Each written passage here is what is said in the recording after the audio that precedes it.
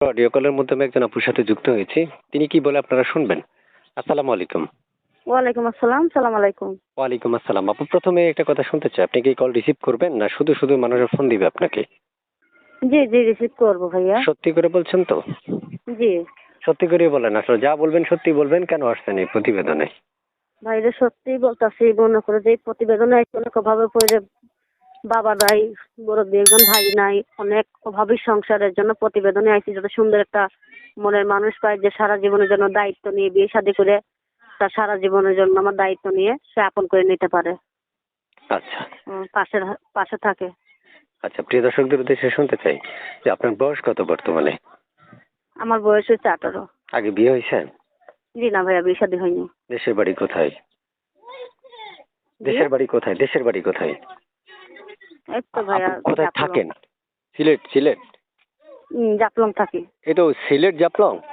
জি। আচ্ছা আচ্ছা, জাফলং তো একটা জায়গায় সিলেটই হয়। তারপর শুনতে চাচ্ছি যে আপনার মানে আগে কখনো বিয়ে হয় নাই? না না, আমার বিয়ে শাদী হয়নি। প্রিয় দর্শক, আপনারা শুনতে পেরেছেন, এক এক করে অনেকগুলো তথ্য আমি ওনাকে জিজ্ঞেস করেছি। চাইলে আপনারা তথ্যগুলো অনুযায়ী তাকে সাথে কথা বলতে পারবেন।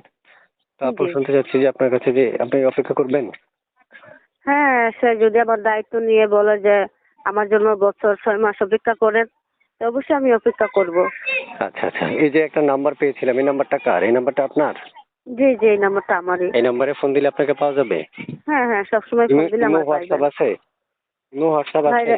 না না না, নাই। আচ্ছা আচ্ছা, এই নাম্বারে কোনো ইমো হোয়াটসঅ্যাপ নাই? জি না।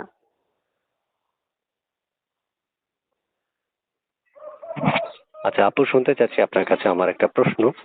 সেটা হচ্ছে, বলেন। ধরেন আপনার মনের মানুষটা আপনার বয়স থেকে অনেক বেশি বড় বা অনেক বেশি ছোট, মেনে নিবেন? অবশ্যই। বয়স বেশি হইলে আমার কোনো সমস্যা নাই রে ভাই। আচ্ছা, তাহলে প্রিয় দর্শক হচ্ছে আপনার কথা হচ্ছে একটাই, যে বয়সটা যেমনই হোক কোনো প্রবলেম নাই, অর্থাৎ জি। মনটা ভালো। হ্যাঁ হ্যাঁ, শুধু খালি তার মনটা ভালো হইলেই চলবে।